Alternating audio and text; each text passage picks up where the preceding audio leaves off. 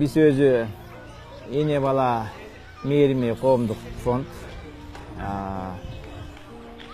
2009 жылдан beri иштеп келебиz. 100ге жакын кыз келиндер келип кетти, биздин Колуста да төрөп, ушундайлар да болду. Жанакынтип көчөдө бала бакырасы менен кубалап салгандарды келип алып келип жардам берип кайра утуна тургузган күндөр болду. 100дөн ашуун наристенин өмүрү сакталды, мындайча айткандачы. Анан ал эми бүгүнкү күндө азыр 27 бала бар. 27. 25 болчубуз. Мына бүгүн эле дагы 2 баланы алып келди. Айласы жок калыптыр көчөдө. Анан андайларды укканда чын эле аз батпай деле калдык. Бирок жүрөгүм чыдабайт да. Анан ал экөөнү да алдым. Азыр 27биз. Ушундай жашап келатабыз.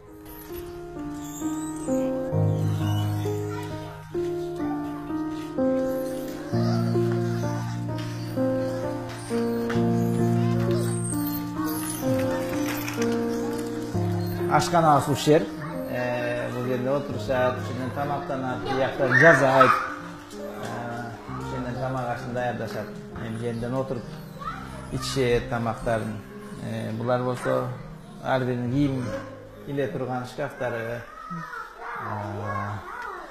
Биягыбызда болсо биздин залыбыз.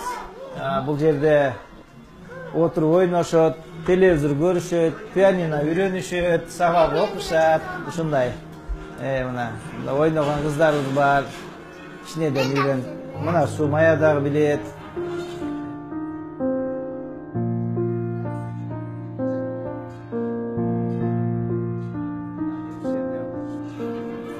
Бул столдордо отуруп сабактарын даярдашат.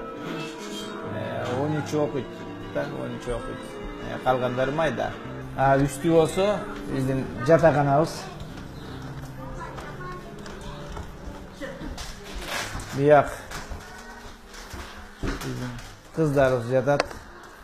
Жанан кыздардын бөлмөсү. Эмеле уктап турушту. Биякта болсо да ошо энелер менен да жатышат. Биякта дагы.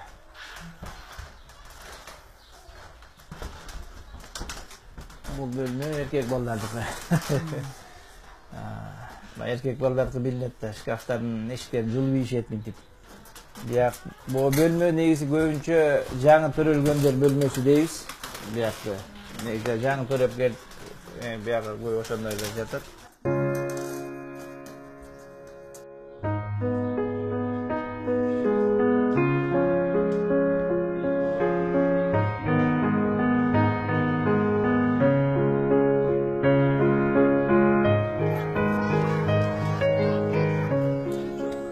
Жанакы башка детский домдорбу же интернат дейбизби, ошолордон айырмасы биз чоң үй бүлө деп аталабыз. Чоң эле үй бүлөбүз. Анан мени ата дешет, келинчегимди апа дешет. Анан биз ошо болушунча жана ортодо дубал болбогонго аракет кылабыз да, дубал туруп калбаганга. Анткени ушу ортобуз аябай ачык болсо экен дейбиз. Анан буларды биз эркин кармайбыз. Эркин, ойлорунда терең айта алат, таарынса таарынганда кенен айта алат. Ушундай да, биз жана ата баладай элебиз, ата баладай. Баягы бияк үй бүлө эле да. Анан үй бүлөдө кандай эме болсо ошондой эле. Эртең менен эрте турабыз, балдарга тамак жасайбыз, тамак беребиз, үй жыйнайбыз чогулап. Анан кийин ойнойбуз. Окуу учурунда болсо окууга жөнөтөбүз. Экиси менен окушат. Эртең мененкилерди өзүнчө, анан түштө өзүнчө жөнөтөбүз. Андан кийин эле антип убакыт өткүчө эле түшкү убакыт келип калат. Анан түшкө тамак жасайбыз. Сабактан келишет, тосуп алабыз, сабагын жаздырабыз.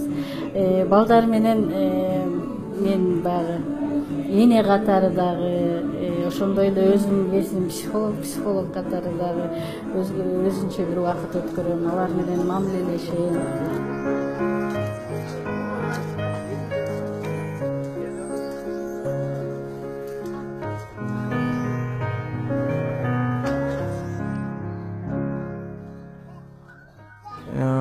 Эми бизде атай мындай каржы жок. Такай кармап биякта эметип турган. Анан көбүн эле мен өзүм чуркап издейм. Анан достор бар, туугандар бар дегендей ушу кээ бир адамдар угуп алып келишет, ушундай кылып иш жакшы кылып атырсың депчи. Анан өзүбүздүн бир кичинекей швея цехибиз бар. Ошону иштетебиз. Кичинекей мал чарбачылык бар. Ошону иштетебиз дегендей да. Ошо менен. Анан баягы кыргызда айтылган сөз бар эмеспи? Ар бир бала өзүнүн рызкысы менен деп. Анан мен чын эле ошондой ишенем. Ар бир бала өзүнүн рызкысы менен деп.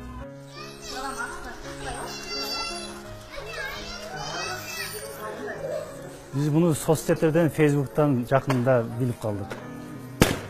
Бизге кызык болду, кандай адам ушундай мээримдүү боорукер барып көрөлүн деп атайын, колубуздан келген жардам берип коелун деп көрүп өзүнчө ушу баккан, ушунча баланы багып аткан кишиге башкача мен ыраазы болуп ичим чыгып атам.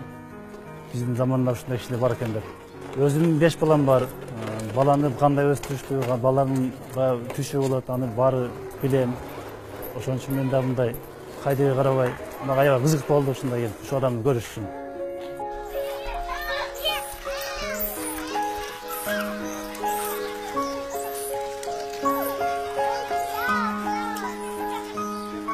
Балдардан азыр улуусу эле 18-те да бул баккан балдар. Сыртка мына учуп чыга элек. Ал эми жанакынтип төлөп келип, студенттер мынтип балдарын алып учуп кеткендер бар. Бүгүнкү күнгө чейин катташып турабыз, сүйлөшүп турабыз. Көптөрү биз менен мамилелешип турушат. Балдарын сүрөттөрүн салып чоңойгонун көрсөтүп турушат, ушундай да. Анан кээде келип баягы кыз 4 күнгө келип эс алат го. Ошондо келип эс алып кетишет атайын. Мындай ата-энесине келдик деп эс алып, балдары менен учураштырып бизди. Ушундай да бар да. Мен балдарым тил алчак, бат эле. Болуп чуркак кылаң ана.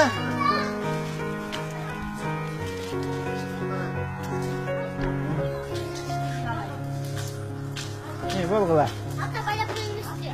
Азыр андан байлап коюм да. Азыр жарылып кетсе, сен аябай чоң үйлөнгөн турбайсың, кое тур муну. Мен байлайлармы муну? Жүрү була.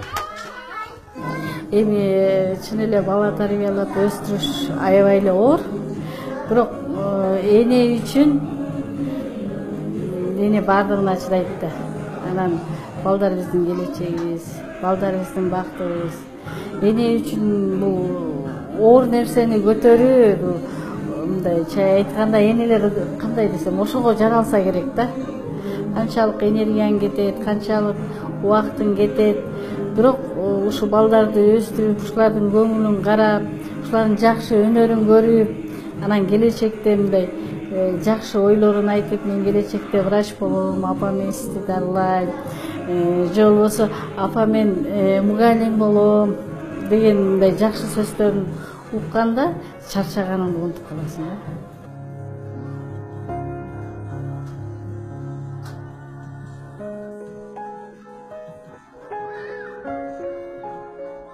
Балдар мен үчүн бул Кудайдан белек.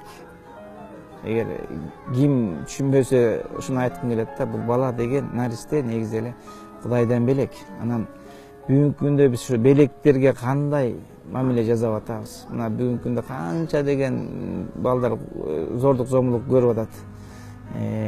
Канчасы көчөгө ташталып атат. Канчасын өлтүрүп атышат. Анан ошондо ушул ой кетет да, биз ушу белектиге кандай мамиле кылып атабыз депчи. Анан ошон үчүн мен айтам, булар балдар эч убакта күнөөлүү эмес. Булар ушунчалык булар келечеги энен болчу адамдар да. Анан ошон үчүн мен колдон келишинче ушу жана толук кандуу үй бүлөдө чоңойгон балдардай кылып чоңойтконго аракет кылам. Мен ушундай чоңойгом деп, мындай мен ата мээримин көргөм, мен эне мээримин көргөм деп чоңойгондой кылып биз ошо аракет кылып атабыз да, колдон келишинче. Аябай бир укмуштарды жазбай берсем дагы колуман келишинче жасап атам да.